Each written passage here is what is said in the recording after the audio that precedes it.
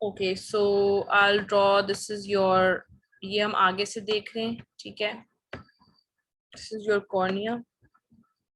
अच्छा by the way, जो मैं होल बीच में ड्रॉ करती हूँ, this is just to signify the pupil, ठीक है। The pupil is basically a hole in the iris, उसका कॉर्निया से कोई लेना देना नहीं है, वो कॉर्निया के बहुत पीछे पड़ा है, ठीक है। But this is just to make a visual representation कि हम फ्रंट से देख रहे हैं। अच्छा, अब ये कॉटन विस्प, इस तरह ये कॉटन का बॉल है, इसकी हम यूं पिंच करके यूं इसकी मरोड़ के विस्प बना लेते हैं। फिर इसको जब हम पोक करते हैं तो वो ना आईलिड जो है वो ब्लिंक कर देते हैं। अब हमारे पास इन पेशेंट्स में क्या होता है कि उनकी कॉर्नियल सेंसिटिविटी काफी ज्यादा रिड्यूस हुई होती है, तो उनका ये जो रिस्पॉन्स होता है वो अब नॉर्मल होता है, क्योंकि इवन उनकी जब हम एग्जामिनेशन कर रहे होते हैं, अगर आप नॉर्मल बंदे की किसी की आई के करीब जाए तो वो फौरन ब्लिंक करता है। इवन ये भी होता है कि अगर आई की तरफ ही, मतलब अभी वो आई को टच भी नहीं किया होता, सिर्फ जैसे आप किसी की तरफ बॉल या कुछ थ्रो करें एकदम से सडनली, तो वो उनकी आईलिड खुद ही ब्लिंक कर जाती है। yes it's the same जो फिजियोलॉजी प्रैक्टिकल्स में आपने किया था ना, it's exactly like that, ठीक है। तो this is how you check corneal sensitivity. Okay, अब इन्होंने इसके डीडीज नीचे लिखे हुए हैं, इसके ऊपर आप यू क्यू मार्क कर लें, ठीक है। अब ये different types of corneal ulcer, sorry different causes हैं of corneal ulcers that look like the dendritic type, ठीक है। तो डेंड्रिटिक टाइप में हमारे पास सबसे पहले तो एक तो ये वाला आ रहा है, ठीक है, जो हर्पीज सिंप्लेक्स वाला है, डेंड्रिटिक कॉर्नियल अल्सर। दूसरा हमारे पास आता है हर्पीज जोस्टर केराटाइटिस, ठीक है, उसके अंदर हमारे पास बनते हैं माइक्रोडेंड्राइट्स, वो हम आगे अभी पढ़ेंगे, तो उसके अंदर स्पेशल वेसिकल्स भी बन रहे होते हैं, और स्पेशली उसके ऊपर नोज के ऊपर वेसिकल्स बनते हैं, that's a very important point, वो हम आगे देखते हैं। फिर हमने ऑलरेडी पढ़ लिया एकेंथमीबा केराटाइटिस, तो आई टोल्ड यू कि उसमें सूडोडेंड्राइट्स बनते हैं, उसकी नर्व की स्वेलिंग और साथ में उसकी पेरिन्यूरल इन्फिल्ट्रेट्स बन जाते हैं, तो उसकी वजह से जरा लगता है। लेकिन उसका ये इंपॉर्टेंट पॉइंट है कि इसके अंदर जैसे ये डेंड्रेटिक अल्सरेशन हो रही थी ना, तो इन बाकियों में इस तरह एज सच एक इतना डीप अल्सर नहीं बना होता। तो इसमें फॉर एग्जांपल ये ब्रांचिंग जब जा रही है, जहां जहां नर्व की ब्रांच है वहां पे खड्डा बना हुआ है, ठीक है। ये जो दूसरे वाले इनमें खड्डा नहीं बना हुआ, इनफैक्ट कन्वर्सली अगर नर्व स्वेल हुई है तो हल्का सा ये रेज्ड एरिया होगा, ठीक है। तो ये इसमें बहुत बड़ा डिफरेंस है एक प्रॉपर डेंड्राइट में और ये माइक्रो डेंड्राइट और सूडोडेंड्राइट में, ठीक है। कि वो दूसरे वाले हल्के से रेज्ड एरियाज होते हैं और ये जो है ये इंडेंटेड होगा, यहाँ पे खड्डे बने होंगे अंदर, बिकॉज ये जो एपिथेलियम है ये डिजीज हो के गिर गई है। तो एकेंथमीबा केराटाइटिस में भी सूडोडेंड्राइट्स हैं, उसके अलावा a healing corneal ulcer will also have pseudodendrites, ठीक है। And then we have toxic drug induced keratopathy, इसमें भी हमारे पास सूडोडेंड्राइट्स बन जाते हैं, ठीक है। और इन सब में यही है कि या फिर उसकी नर्व्स जो हैं वो इन्फ्लेम हुई हुई हैं, तो उस वजह से, ठीक है, सूडोडेंड्राइट्स वाला। और herpes zoster keratitis हम आगे देख लेते हैं। तो ये आपने डीडीज जो हैं, इन्होंने ये 4 लिस्ट किए, मैं 5वां वो, और the main one is HSV dendritic corneal ulcer, तो ये 5 आपको डीडीज इसके याद होने चाहिए, ठीक है। अब इसकी ट्रीटमेंट इज वेरी इंपॉर्टेंट, ये भी यूक्यू आती है। तो वैसे तो अगर ट्रीटमेंट के बगैर भी जो एक्टिव एपिथेलियल लीजंस हैं, लिखा है कि 50% of them they heal without any residual corneal opacity, तो I guess we got lucky in that कि ये जो है लकीली हील कर जाती है। मे बी कभी कभी ऐसा भी होता है कि पेशेंट कभी भी डॉक्टर के पास ना आ जाए तो खुद ही ठीक हो जाते हैं, लेकिन अगर हम ट्रीटमेंट देंगे तो क्योर रेट जो है वो 90% है, और जो क्योर का जो टाइम ड्यूरेशन है ना वो भी शॉर्टन हो जाता है, जल्दी जो है आपको आराम आ जाते हैं, ठीक है। तो टॉपिकल एंटीवायरल ड्रग में हम लोग ए साइक्लोबोनासिन और ए साइक्लोवेट दे सकते हैं, ठीक है। और इसकी सबसे इम्पोर्टेंट पॉइंट ये है कि ये पेनिट्रेट करता है intact corneal epithelium and stroma को, और ये एक एमसीक्यू पॉइंट भी है, ठीक है। वो इंटैक्ट कॉर्नियल एपिथेलियम और स्ट्रोमा को ये पेनिट्रेट कर देता है, और ये 5 टाइम्स अ डे देना है, ठीक है। तो इसका आपने ये number of times a day भी याद कर लें कि हाँ ये अप्लाई करते हैं हम 5 टाइम्स अ डे। उसके अलावा आपने नेम्स कर लें दवाइयों के, नेम्स के अंदर ट्राइफ्लोरोथाइमेटीन आता है हमारे पास, ठीक है, और एडेनिन एडेनिन अरेबिनोसाइड आता है, इनके इन दो के सिर्फ जो है वो नेम्स करने हैं। ये जो आगे मेंशन हुआ है वो आपने याद नहीं करना, ठीक है। उन्होंने बिला जो लिखा हुआ जो आईडॉक्सूरिडीन जो लिखा हुआ है वो नहीं याद करना है, उसको तो मैंने इनफैक्ट क्रॉस किया हुआ है ना अपनी बुक में कि मैं उसको पढ़ूंगी ना। तो आपने ये 3 याद कर लिए, एक ये एसाइक्लोविर था, दूसरा हमारे पास ट्राइफ्लोरोथाइमिडीन था, और अब हमारे पास है एडेनिन अरेबिनोसाइड, ठीक है। तो ये हमारे पास होगी जो टॉपिकल ड्रग्स हमने देने थे। और अब हमने डिब्राइडमेंट करनी है। डिब्राइडमेंट में ये कि एक तो ये वायरस लेडन एपिथेलियल सेल्स जो हैं ये अगर जब ये रिमूव हो जाएंगे तो बहुत ज़्यादा जो है इम्प्रूवमेंट आएगी इस डिजीज में, ठीक है।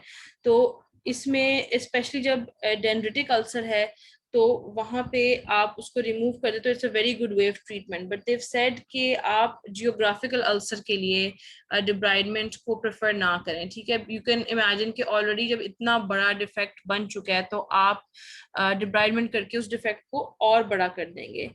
रीजन ये है कि आपने जब डेंड्रिटिक अल्सर या जब भी डिब्राइडमेंट करनी होती ना हर्पीज वाले केस में, तो आप 2 millimetre beyond edge of ulcer निकालते हैं, ठीक है। ये नहीं कि सिर्फ आपने यहाँ से निकाला, आप 2 मिलीमीटर का डिस्टेंस यहाँ beyond the edge of ulcer निकालते हैं। तो इन्होंने जो मेथड लिखा हुआ है कि कैसे निकालना है, इसके अंदर पहले आपने टॉपिकल एनेस्थीसिया और वो सब दे दिया, ठीक है। तो आपने स्टेराइल कॉटन टिप बड से निकाल दिए 2 millimetre beyond edge of ulcer, ठीक है। तो इसलिए डेंड्रिटिक वालों में दे सकते हैं। जियोग्राफिकल का अल्सर ऑलरेडी जैसे फॉर एग्जांपल इतना बड़ा है, फिर आप उसको और कॉर्निया निकाल दो, मतलब पीछे कॉर्निया बचेगी कितनी, ठीक है। So we avoid it in that one. Alright, अब हम देख रहे थे साथ में जब आपने ये निकाला डिब्राइडमेंट, उसके साथ में जरूर टॉपिकल वो एंटीवायरल एसाइक्लोविर जरूर देनी है, ठीक है। अच्छा, उसके बाद हम टॉपिकल एंटीबायोटिक्स भी देंगे फॉर सेकेंडरी बैक्टीरियल इन्फेक्शन। अच्छा, साइक्लोप्लीजिया के लिए हम क्या दे रहे थे, अब तो आपको याद होना चाहिए, चैट में भेज दें या माइक ऑन करके बता दें।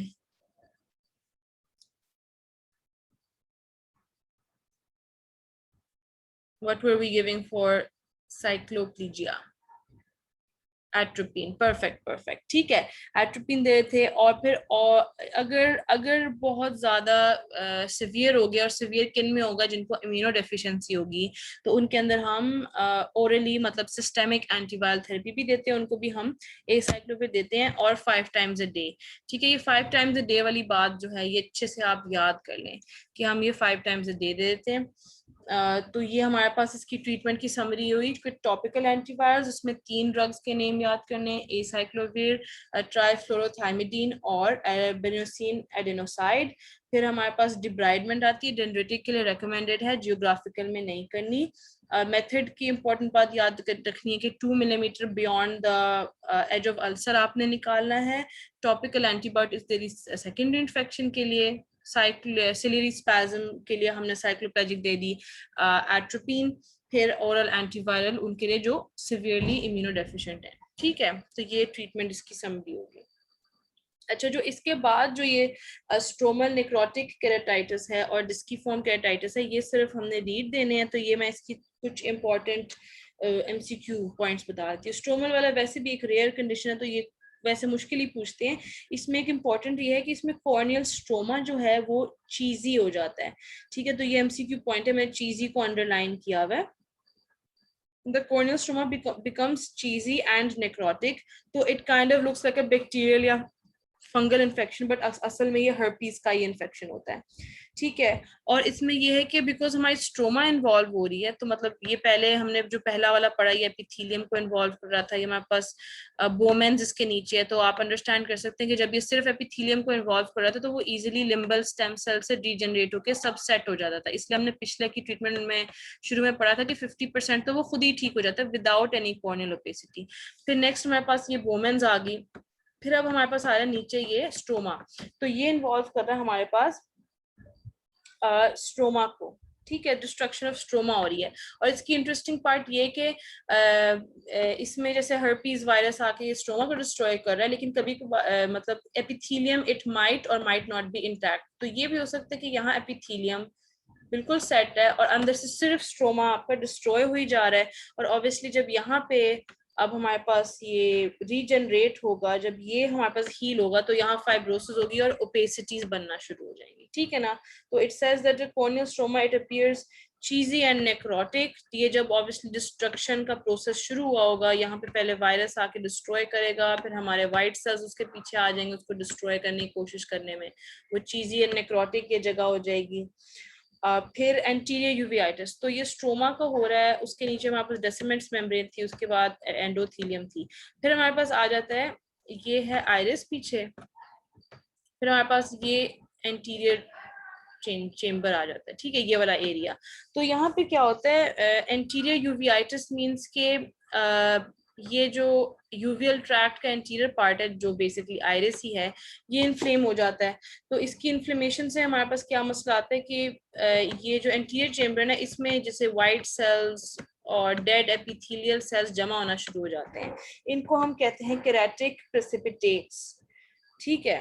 तो इन्होंने लिखा हुआ है कि जो केरेटिक प्रेसिपिटेट्स हैं वो ये यहाँ पे एक्टिव स्ट्रोमल इन्फिल्ट्रेशन हो रही है और बिल्कुल उसके नीचे वाले एरिया पे यहाँ पे एक्वस फ्लूइड में, एक्वस ह्यूमर वगैरह में केरेटिक प्रेसिपिटेट्स जमा होना शुरू हो गए हैं। तो हम जब स्लिट लैंप एग्जामिनेशन करेंगे तो हमें पीछे ये वाले प्रेसिपिटेट्स भी नजर आ सकते हैं, ठीक है। तो ये इसकी दो चीजें याद करने वाले आ गए आपके पास, एक तो कॉर्नियल स्ट्रोमा वो चीजी एंड नेक्रोटिक हो जाएगा और दूसरा ये कि इसके नीचे केरेटिक प्रेसिपिटेट्स आ सकते हैं बिकॉज ऑफ एंटीरियर यूवियाइटिस। इसकी treatment is exactly the same as the last one. हमने एंटीवायरल टॉपिकल दे दिया, फिर इसमें इन्होंने स्टेरॉइड एक एक्स्ट्रा लिखा हुआ है जो शायद लास्ट वाले में नहीं लिखा हुआ था, स्टेरॉइड टॉपिकल दे सकते हैं। फिर टॉपिकल एंटीबायोटिक्स देनी है, साइक्लोप्लेजिक्स देनी है और साइक्लोस्पोरिन में भी यूजफुल। अब इसमें हम इम्यूनोसप्रेशन हल्की सी इसलिए इंड्यूस कर रहे हैं इज बिकॉज हमारी बॉडी का ये जो वाइट सेल रिस्पॉन्स है it is causing the main issue in vision, ठीक है। ये जो चीजी जब चीज हो जाती है, जब ये बहुत ज्यादा वाइट वाइट हो जाती है, ये बैक्टीरिया या वायरस का कलर नहीं होता, ये हमारी ही बॉडी के वाइट सेल्स का है, ठीक है। जैसे पस भी जब बनती है it's our bodies white cells and dead epithelial cells जो उसको कॉज कर रहे होते हैं, ठीक है। तो इसलिए हम हल्की सी इसमें इम्यूनो सप्रेशन देते हैं। अगर डिलेड एपिथेलियल हीलिंग हो रही है और फॉर एनी रीजन हीलिंग नहीं हो रही तो हम लुब्रिकेंट्स दे देते हैं और साथ में प्रेशर बैंडेज, प्रेशर पैचिंग या बैंडेज वगैरह कर देते हैं विद कॉन्टैक्ट लेंस, लेकिन ये एक्सट्रीम केसेस में हर वक्त नहीं करते, ठीक है। और ऑब्वियसली वायरल इन्फेक्शन में आप बेफिक्र होकर थोड़ी सी प्रेशर पैचिंग वगैरह कर देते हैं। सिर्फ आपने बैंडेज और ये पैचिंग तब अवॉइड करनी है जब एक्टिव बैक्टीरियल इन्फेक्शन होगा या active even active fungal infection हो, बिकॉज अगर आप warm and moist environment bacteria या फंगस को देंगे तो वो ऑब्वियसली ग्रो होंगे और वायरस का कोई ऐसा सीन नहीं होता, ठीक है ना। फिर नेक्स्ट हमारे पास आ रहा है डिस्कीफॉर्म केराटाइटिस। ये भी एक बेसिकली डिस्कीफॉर्म का ये मतलब है कि ये डिस्क शेप्ड जो है ये एंडोथीलाइटिस है। तो अब हमारे पास पहले ये स्ट्रोमल केराटाइटिस में ये स्ट्रोमा इन्फेक्ट हो रही थी, स्ट्रोमल नेक्रोटिक केराटाइटिस में। अब हमारे पास जो एंडोथीलियम इन्वॉल्व हो रही है डिस्कीफॉर्म केराटाइटिस में, तो ये हमारे पास स्ट्रोमा थी, ये हमारे पास ये लेयर डेसिमेंट्स मेम्ब्रेन की थी और ये हमारे पास नीचे है सबसे एंडोथीलियम।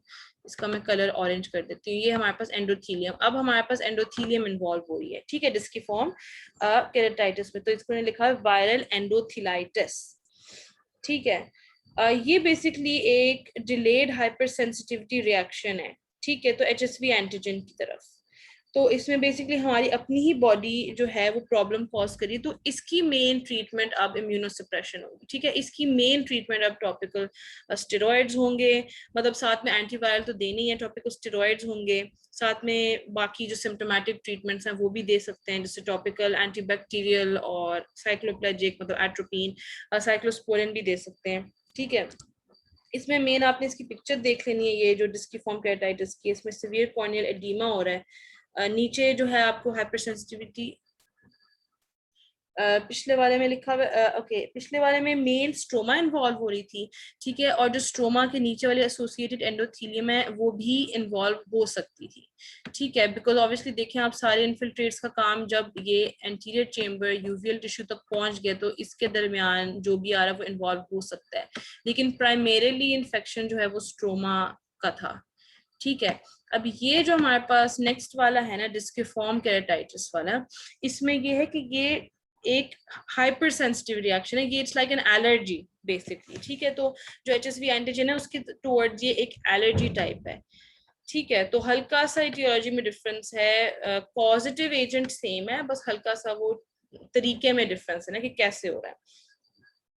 तो ये इसकी बस इंपॉर्टेंट पॉइंट्स थे याद करने वाले। मैंने आपको सारे जो लिखा हुआ है ये मैंने इसलिए नहीं बताया इस बिकॉज इसको सिर्फ आपने रीड करना है और ये इतना ज्यादा इंपॉर्टेंट टॉपिक नहीं है, जो हल्का सा MCQ में आ सकता है वो मैंने आपको बता दिया है। Delayed hyper sensitivity reaction, treatment में मेन ट्रीटमेंट इसका स्टेरॉइड है और ये एंडोथीलाइटिस है, ठीक है, तो this is it for disciform keratitis. And then they mentioned के केराटोयूवियाइटिस. केराटोयूवियाइटिस मींस कॉर्निया भी है और साथ में ये यूवियल ट्रैक्ट भी काफी ज्यादा इन्वॉल्व्ड है. So this whole area will be involve. तो इन्हें लिखा हुआ it's the same treatment as that of viral keratitis. ठीक है. केरेटो जब भी वर्ड होता है वो कॉर्निया का होता है, और जो यूवियाइटिस है वो यूजुअली जैसे एंटीरियर यूवियाइटिस जब हम कहते हैं usually we are referring to the iris और वो एंटीरियर चेम्बर वाला एरिया. ठीक है. अच्छा, अब नेक्स्ट हमारे पास है herpes zoster ophthalmicus. ये भी यूक्यू आ जाता होता है, और ये ऑस्पी में ये जो फिगर जैसे 8.24 वाला फिगर है या जो 8.25 जो अगला फिगर है जिसमें ये बच्चा है और नोज तक जो है हमारे पास इसकी रैश जा रही है, ये बहुत इंपॉर्टेंट है ऑस्पी के लिए. ठीक है. अब इसमें अगेन herpes zoster के अंदर जो है पहले बच्चे को होता है चिकन पॉक्स, शुरू में वेरिसेला होता है, उसके बाद जो है जब ये रीएक्टिवेट हो जाता है इसको शिंगल्स हो जाती है. ठीक है. और अगर ये ऑप्थेल्मिक डिवीजन को इन्वॉल्व करे, ट्राइजेमिनल नर्व के ऑप्थेल्मिक डिवीजन को इन्वॉल्व करे, तो फिर हम इसको कहते हैं herpes zoster ophthalmicus. ठीक है, बिकॉज जब इसने आई को इन्वॉल्व कर लिया. ठीक है. अच्छा, अब इसका इंपॉर्टेंट एमसीक्यू पॉइंट ये है कि लेटेंट रहता है in the sensory ganglia of dorsal nerve roots and trigeminal ganglion. ठीक है. ये आई थिंक माइक्रो में भी एक इंपॉर्टेंट एमसीक्यू पॉइंट था, यहाँ पे भी एक इंपॉर्टेंट एमसीक्यू पॉइंट है. ठीक है. अच्छा, अब मैकेनिज्म ऑफ डैमेज के अंदर ये आप रीड कर लें, you don't have to necessarily remember them. एक तो इस्कीमिक वेस्कुलाइटिस हो रहा है. ठीक है. तो वेसल्स जो हैं वहाँ ब्लॉक हो रही हैं, उसकी वजह से जब ब्लड नहीं पहुंचेगा तो फिर वहां से जो है सेल्स वो डाई करना शुरू हो जाएंगे. फिर सेलुलर इन्फिल्ट्रेशन हो जाएगी, उसके साथ इन्फ्लेमेटरी ग्रैन्युलोमैटस रिएक्शन होगा. डोंट रिमेंबर दिस, इज वैसे ही बहुत ज्यादा इन्फॉर्मेशन है कॉर्निया वाला चैप्टर में. ठीक है. क्लिनिकल फीचर्स में, अच्छा दीज आर इंपॉर्टेंट. ठीक है. क्लिनिकल फीचर्स में पहले प्रोड्रोमल सिम्टम आता है प्री हर्पेटिक न्यूरैल्जिया. तो जहाँ पे आपको अभी रैश वगैरह शुरू नहीं होती, कुछ भी शुरू नहीं हुआ, तो सिर्फ आपको उस एरिया में पेन जो है वो आना शुरू हो जाता है. ठीक है. जहाँ पे आपको बाद में रैश होना शुरू हो जाएगी. तो this is something we call pre herpetic neuralgia. उसके बाद हमारे पास आती है स्किन लीजन्स. स्किन लीजन्स में मैक्यूलोपैपुलर रैश आती है पहले. ठीक है. पहले पेन हुआ सबसे पहले, फिर हमारे पास मैक्यूलोपैपुलर रैश डेवलप हुई, बहुत ज्यादा रेटनेस हो जाती है वहां पे. फिर उसके बाद वेसिकल्स डेवलप होते हैं आफ्टर 24 आवर्स. तो pain, maculopapular rash and then vesicles after 24 hours. अब ये वेसिकल्स बन जाते हैं पस्ट्यूल्स एंड देन दे बन जाते हैं क्रस्टिंग अल्सर्स में. ठीक है. और जब ये हील करते हैं तो पिटेड स्कार्स लीव करते हैं. अब मैं आपको इसलिए ये सीक्वेंस बता रही हूँ इज बिकॉज क्वेश्चन स्टेम में कभी बार सिर्फ ये मेंशन होता है कि जो वेसिकल्स बने थे वो पस्टुलर बने, फिर क्रस्टिंग हुई उनकी. तो आपको ऑटोमेटिकली आपने आइडेंटिफाई करना है कि दिस इज herpes zoster. ठीक है. इवन ये फाइनल ईयर मेडिसिन के भी हमारे इवन यूक्यू आ जाता था, सिर्फ वो ये मेंशन करते थे कि किसी को वेसिकल्स हुए हैं, वो उनका पस्टुलर बना है और वो क्रस्टिंग अल्सर्स बन गए, और हमें automatically we have to think either chicken pox और जोस्टर. ठीक है. हम लोग कोई और डिजीज को बिल्कुल ही रूल आउट कर देते थे. तो यूएचएस का एक तरीका होता है एग्जाम लेने का, तो ये बहुत उसका की जो है वो एक कंपोनेंट होता है. ठीक है.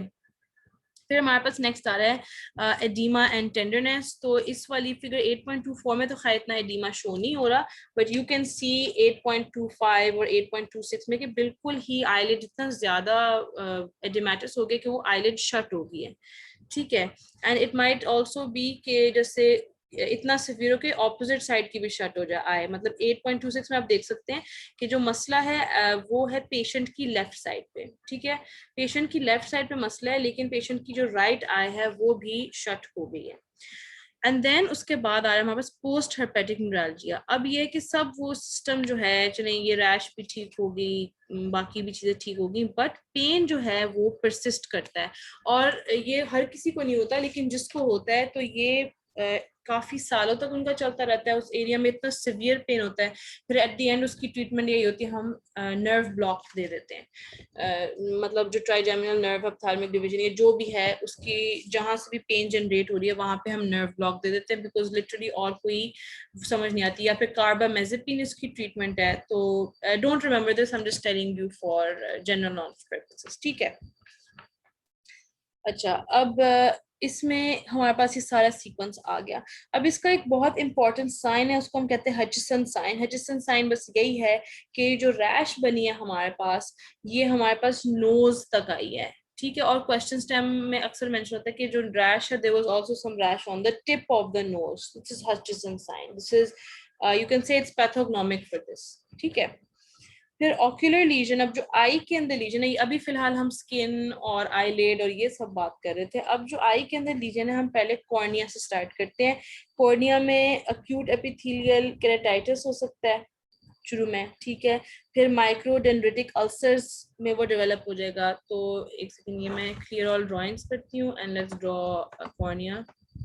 वापस कॉर्निया है तो it will start with this, ठीक है, अक्यूट एपिथेलियल केराटाइटिस, तो थोड़ा थोड़ा, ठीक है। फिर हमारे पास माइक्रोडेंड्रिटिक अल्सर्स बन गए ये।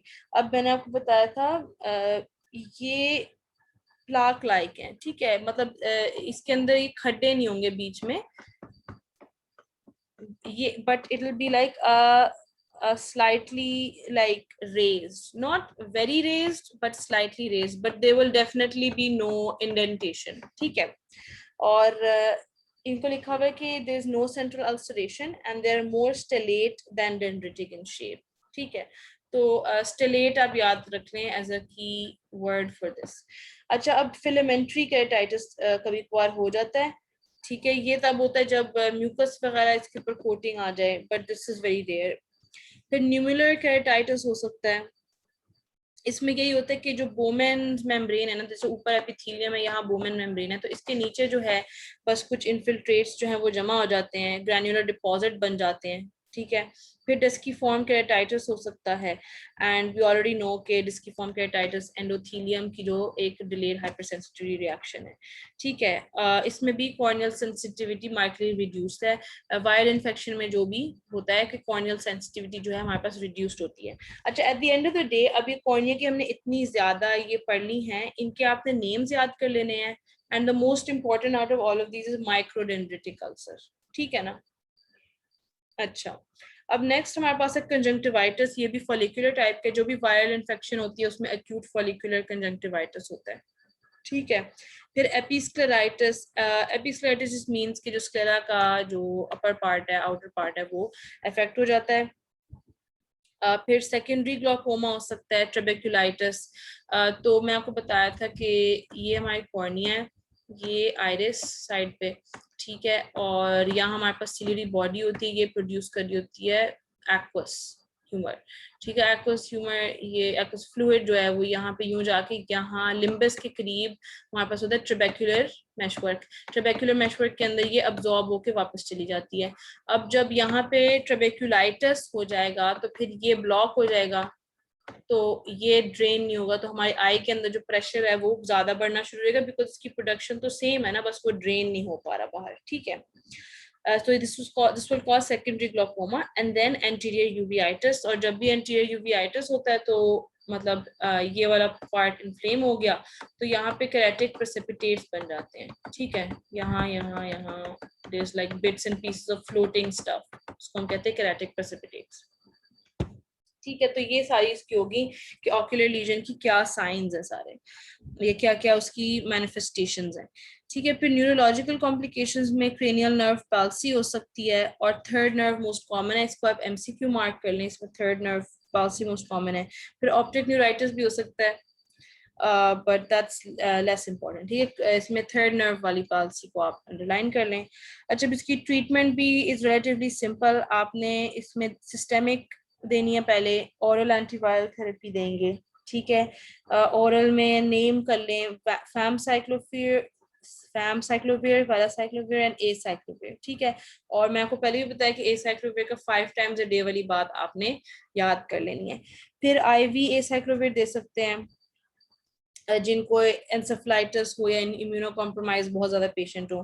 फिर पेन रिलीफ के एनाल्जेसिक्स, एंटीबायोटिक्स दे देंगे सेकेंडरी इन्फेक्शन के अगेंस्ट, एंड आप सिस्टेमिक स्टेरॉइड्स भी दे सकते हैं, ठीक है। लेकिन ये उनमें अक्सर देते हैं जिनको बहुत ज्यादा पेन और न्यूरोलॉजिकल कॉम्प्लिकेशंस हो, ठीक है। बिला वजह हर किसी को स्टेरॉइड नहीं दे देना आपने।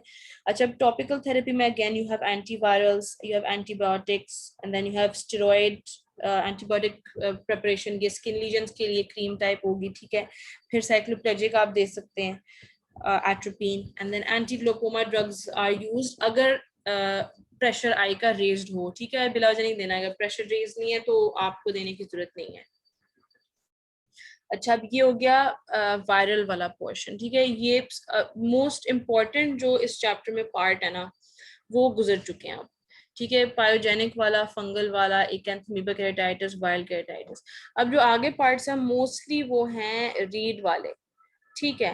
रीड वाले या उसमें से एमसीक्यू निकलना है, एक्सेप्ट फॉर केराटोकोनस। तो मैं ऐसा करती हूँ, मूरन अल्सर के मैं आपको एमसीक्यू पॉइंट्स बता देती हूँ, एंड देन उसके बाद हम इनफैक्ट इट्स ऑलमोस्ट 10 मूरन अल्सर के आपको एमसीक्यू पॉइंट्स बता देती हूँ, एंड देन केराटोकोनस जो है वो थोड़ा सा ही पोर्शन रह गया है, वो आपको मैं कल करा दूंगी ताकि आप फ्रेश माइंड के साथ करें। उसके ना दरअसल बहुत ज्यादा साइंस हैं और वो भी नए नए किस्म के, तो फिर वो एंड पे इस तरह के बंदा ऑलरेडी टायर्ड होता है तो फिर वो सही एब्जॉर्ब नहीं होता। अच्छा, मूरन अल्सर में क्या है, इसको हम मार्जिनल या रोडेंट अल्सर भी कहते हैं। ये टेक्स्ट में कहीं ना कहीं लिखा होगा, बट ये मैंने टॉप पे करके लिखनी है सारे एमसीक्यू पॉइंट्स। तो मूरन अल्सर को हम मार्जिनल या रोडेंट अल्सर भी कहते हैं। ये एक ऑटो इम्यून कंडीशन है, ठीक है। ये वैस्कुलाइटिस हो जाता है किस चीज का, लिम्बल वेसल्स का, ठीक है। जो हमारे पास लिम्बल वेसल्स हैं उनको वैस्कुलाइटिस हो जाता है, उसकी वजह से इस्कीमिक नेक्रोसिस हो जाता है, और वो भी एज का, ठीक है। तो 8.27 में आप देख सकते हैं कि जो फर्स्टीन डाई है वो बिल्कुल कॉर्निया के एज पे जो है, यहाँ पे वहां अल्सर जहां बना हुआ है वहां पे उसने कैच किया हुआ है इस डाई को, ठीक है। और ये ओल्ड एज के साथ बहुत ज्यादा एसोसिएटेड होती है। तो इसके है कि पॉइंट्स में सिर्फ मैंने यही लिखा है फिलहाल, ओल्ड एज लिखा हुआ है, rodent ulcer, marginal ulcer. It is basically vasculitis. It's an autoimmune disease. Vasculitis है. Yeah, that's pretty much it.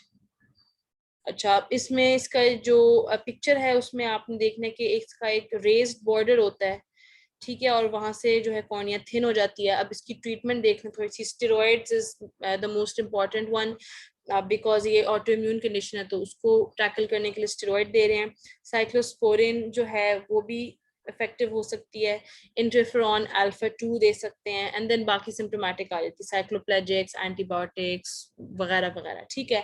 Systemic में हम लोग अगर अगर आपकी टॉपिकल थेरेपी नहीं काम करी, फिर सिस्टेमिक की तरफ जाएं, और आपने इम्यूनोसप्रेसिव ड्रग्स देने हैं अगेंस्ट स्टेरॉइड, साइक्लोस्पोरिन वगैरह। उसके अलावा आप कोलेजनेज इनहिबिटर्स भी दे सकते हैं, डॉक्सीसाइक्लिन, ठीक है। और फिर सर्जिकल में you can either do conjunctival resection. Conjunctival resection इसलिए कि जो वैस्कुलाइटिस हो रहा था लिम्बस के करीब, आप उस वाले एरिया को कट ऑफ कर दें, ठीक है। ये इफेक्टिव हो सकता है अगर सिर्फ एक आई में डिजीज हो, ठीक है। लेकिन अगर दोनों आई में है तो you have to really make a clinical decision. फिर केराटोप्लास्टी कर सकते हैं अगर बहुत ज्यादा रेजिस्टेंट हो रहा है केस है, तो फिर आप वहाँ कॉर्निया जो है रिप्लेस कर देंगे, ठीक है। बट अगेन केराटोप्लास्टी के अपने बड़े मसले होते हैं, ठीक है, तो हर किसी को नहीं करते। तो I think that's it for today. मैं नहीं चाहती कि बहुत ज्यादा